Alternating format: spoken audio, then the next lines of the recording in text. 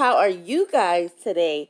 Thank you for joining me for another official edition of We're in the Cut with Chop It Up. I said we're in the cut with Chop It Up. I said we're in the cut with Chop It Up.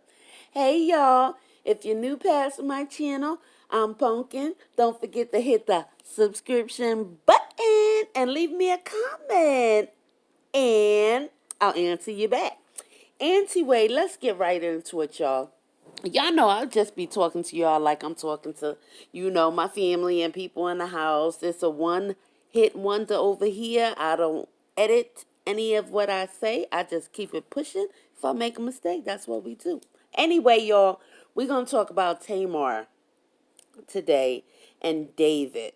Okay? Because I really want to tell you guys that the family is speaking out on Twitter, on Instagram. They are pretty much upset with David and how he dealt with the 911 call. I did drop the 911 call, I think, yesterday or the day before.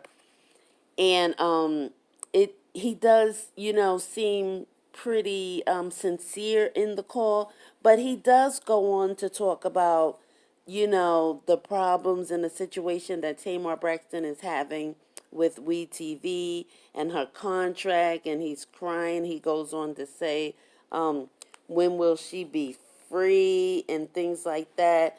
So they're like having a problem with David now, and they don't like they think that he's a very controlling person and that he makes a lot of her business decisions.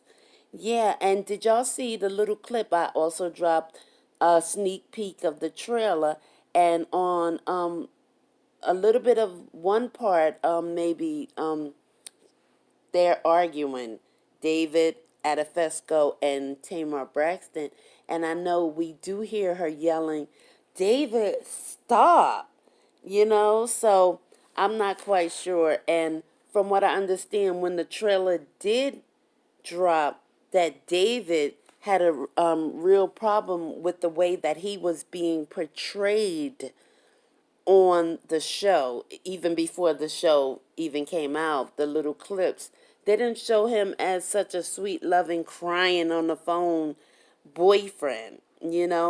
But from what I understand, y'all, the real problem is not so much about her contract and things, which I think is not true. I think her problem is with the contract and the amount of money that she makes. Because remember, like around the 13th or something of July or 15th, she went on a whole Twitter rampage about how the Kardashians are making way more money than the Braxton family, and how she did the song for them. She didn't get a coin for that.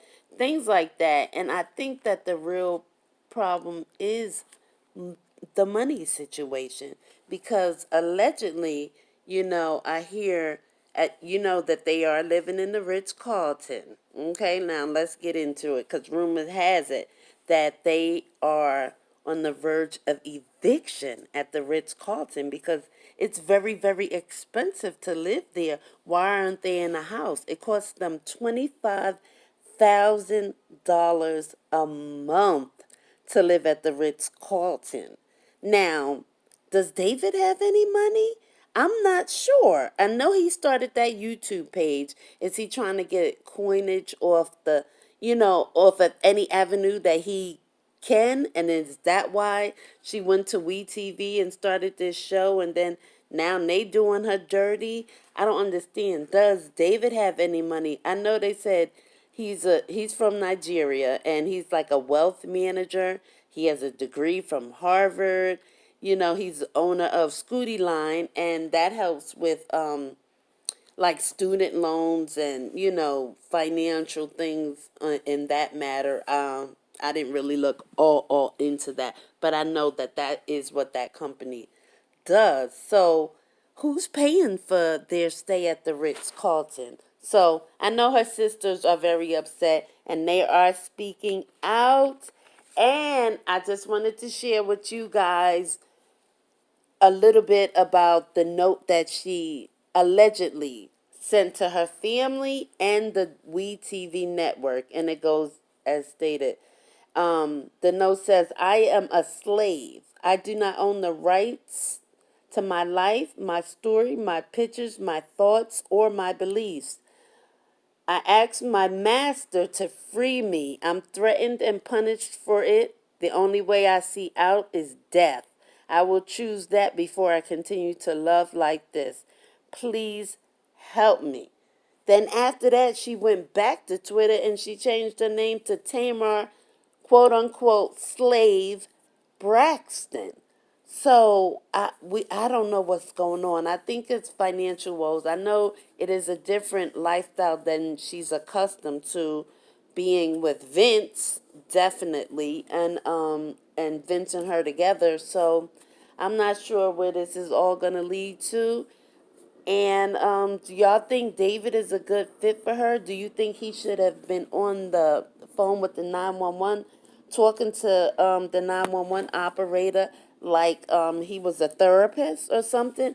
And the 911 operator just wanted to focus on her and her breathing and making sure she was okay and coming to her trying to be responsive. So I don't know what that's all about. I don't know about the relationship. I guess if WeTV goes on to actually broadcast these events, or do you think that they'll feel bad and say, look, the woman tried to kill herself because she didn't like what's going on and the her contract and things like that? Should we just go ahead and drop this whole series right now, or do you think that they just rude and ignorant enough to just go ahead and put it on the air after all of this? All right, y'all, let's pray for Tamar Braxton. She is allegedly in a mental institution. Okay, trying to get help for her mental faculties and her emotional state, and her sisters are behind her and her family, but I believe that they want David out of the picture. Leave your comments, let me know what you guys think about this situation, and thank you for joining me for another official edition of You're in the Cut with Chop It Up. I said you're in the cut with Chop It Up. I said you're in the cut with Chop It Up. I see you around for something. Bye, babies.